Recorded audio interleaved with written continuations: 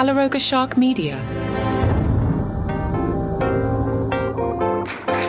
Hey there, I'm Johnny Mac with your daily comedy news. Jim Gaffigan caught up with Las Vegas Weekly, and although it seems like Jim has accomplished everything in the comedy world, he says, there's stuff I want to do, but I guess I learned a long time ago that it's the creative fulfillment I should focus on. It sounds corny, but there's nothing better than coming up with a new joke. I realized this when I finally appeared on Letterman, which was such a huge goal of mine. And after that, I was kind of confused. Well, what do I do now that I achieved this goal? It made me reevaluate what I really love about it.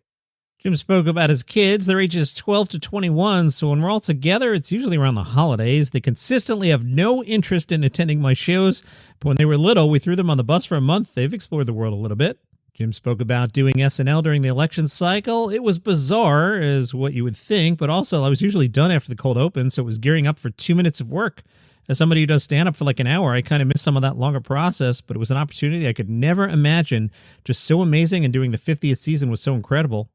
If anything, it really surprised me because it was the first time I've done something where I felt like most people saw it. Maybe they didn't see the show, but they saw a clip of it. So that was the first time I was involved in something like that. There were very few people who were like, what's SNL?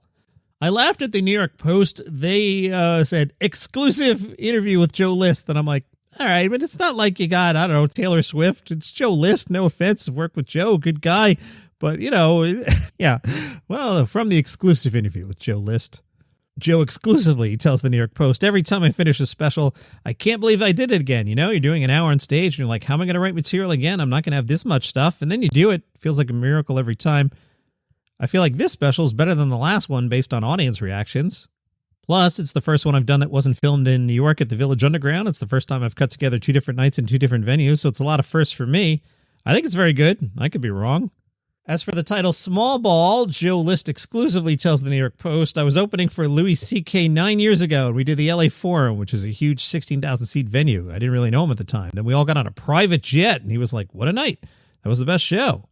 Joe List playing small ball at the LA Forum. I'm a big baseball guy, and I just like the metaphor of drawing a walk and bunting a guy over because you see so many specials that have a crane shot, and it's in a stadium or an arena. The guy comes to the stage and there's some sort of big act out, which is fine for whoever's doing it. But for me, it's just like, I'm standing here. I'm not going to move around a lot, but I'm going to get the job done. It's not going to be too flashy.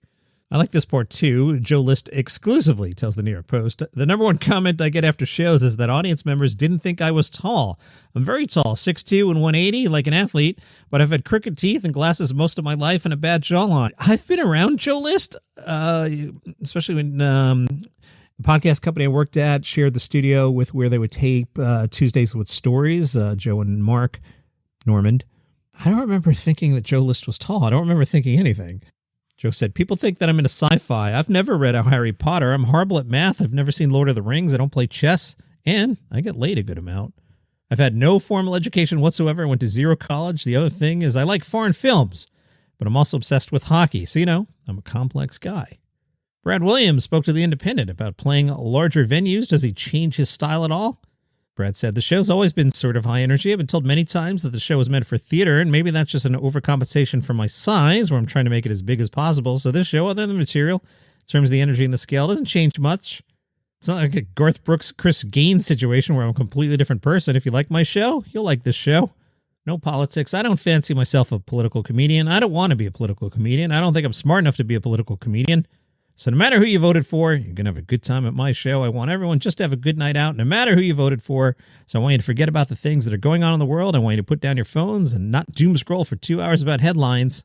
I have very strong opinions about certain topics, but even when I bring them up on my show, the last thing I want you to do is say, hey, you think this way, you're stupid, or you voted for this guy, you're dumb. I think that's really dismissive. We all want the same thing. We all want success. We want safety, security for our friends, for our neighbors, for our family. Then to be able to advance in our careers and be able to do that, it's what literally everyone wants. We have different thoughts on how to achieve the goals, but my job is to entertain anyone who buys a ticket. That's my job. Well said, Brad Williams.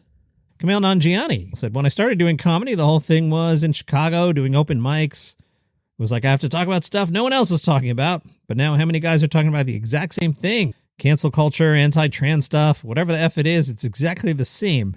Gianni said, it's really weird to go up after someone who did a bit about how interracial dating is wrong and did pretty well with the crowd. Is that a thing? Is someone actually doing that as material in 2025? I'm not familiar with such a set, but I will listen to Kamail. Kamail said, such comedians aren't even committed to their own philosophy. They say two things simultaneously. We're like street-level philosophers, and it's just a joke. And depending on what the attack is, that's a defense. Oh, it's just joking, but also what we do is important. We're speaking truth to power. Both those things can't exist at the same time. Birbiglia, on a similar note, said, the decontextualization of sound and video in the last decade has given anyone who speaks in a microphone a certain new level of self-consciousness. It's like, what does this paragraph sound like? What does this sentence sound like? What does this word sound like? You start to isolate everything, and I'm not free of that. I do think, oh, could this be cut out of context? Birbiggs defends Tony Hinchcliffe, the infamous joke there. Birbiggs said, you can like the joke or not, but it was a joke. The ever-so-serious Hari Kondabolu said, my stuff has always been heavy. That's always what I found most interesting. Racism and sexism or wealth and disparity, and none of this stuff is new.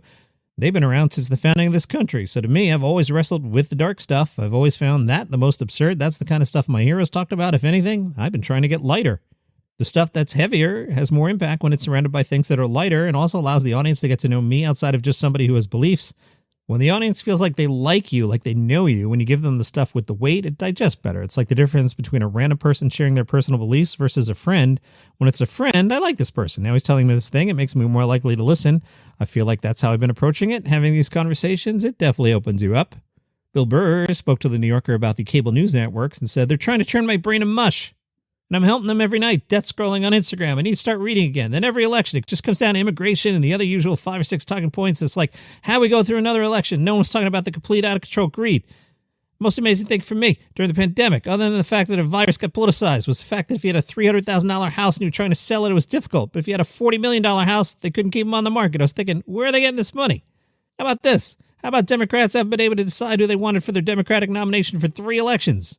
Sanders won it both times, and they said, nah, so why have the primary? They didn't want him.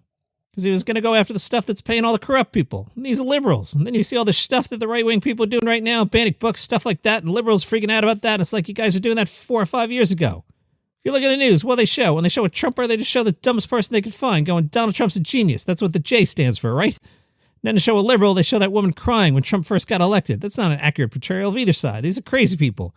And meanwhile, Democrats, Republicans all got on the same page and agreed they can't be tried for insider trading. So, like, what the F are we doing here? One of the most divisive things in this country has been Hollywood award shows. These idiot actors. They talk down to red states that have never been in the exact same way idiot rednecks talks about California. I need to get the other side to hear your opinion. We just insult them and don't listen to them. It's like people on the right.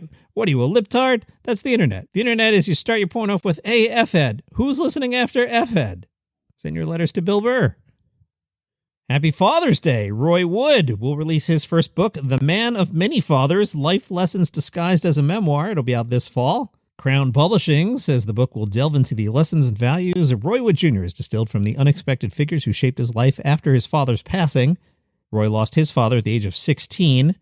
Those father figures have included a variety of people he's encountered, from teenage friends to Trevor Noah, which is interesting. Trevor Noah's 41, Roy Wood Jr. is 46. The Man of Many Fathers, due out October 28th. It's Fringe season, so we're going to get another run of articles about the Fringe is too expensive. Get this every single year. I'm sure it is expensive, but this is like not a new thing. The Guardian got into it. Nish Kumar told The Guardian, I don't have any family connections in comedy or television. My leg up was that I went to a posh university that had this relationship with Edinburgh. The review going to the Fringe created so many opportunities for me. There's nothing anywhere in the world like it. For all its problems, I still see that it has this ability to change people's lives and teach people the job of being a comedian. Kumar says performing every day for a month improved his writing. Plus, you get a certain comfort that means you're not having a full-blown physiological panic attack every time you stand on stage. That confidence never leaves you. Comedian Annie McGrath says Edinburgh has already become wildly unaffordable for so many acts, and punters and landlords have a lot to answer for. It's really sad, as it could wipe out a generation of new talent. It also means there's a lack of diversity in what's being created if only the wealthiest acts and the biggest names are able to go. Kumar says comedy is one of the things we still do well in this country. Not providing funding for it is insane. I'm sure we'll hear a lot more about the expenses. Rhys Darby spoke to The Guardian, and they were curious, what is one of the strangest encounters with a fan you've had? Luckily, Rhys Darby had a story ready. And it goes, back in the day, I said I was the freestyle dance champion of a small town called Ahokun in New Zealand. So someone knitted me a woolen jacket that had dance champion on the back. Also, someone made a small bust of me once. I remember with Flight of the Conchords, Jermaine Clement once received a plaster impression of his lips. I don't know how they did it, but to present something to you that is of you is insane. Luckily, no one's given me a full claim model of my nose or anything like that. He looked back fondly on the Flight of the Conchords days and said, "We were young and it was our first time in the States making something with their money and their brilliance. We got caught up in it. We just concentrated on how we could be so funny that we're cracking each other up and would have to redo the scene. We had some control of the show. We could improvise and do 7 or 8 takes, and that was really the key because I got funnier every take. I know that for a fact. I still say that to people when I do shows. I say, give me a couple more because I'll peak on the 6th take." Some people say you went from being that guy on the Flight of the Conchords to a sex symbol with Our Flag Means Death. What was that like? Rhys says, "I'm a comedy guy, not a sex symbol. My character wore some very attractive attire, but is still a very insecure, bizarre, weird little man who has to try to find himself. The character was perfect for me because I like dressing up, being the captain, and I do overcompensate with authority because I really have no idea what I'm doing. There were definitely some similarities there, but I was not expecting anything on a sexual note from fans.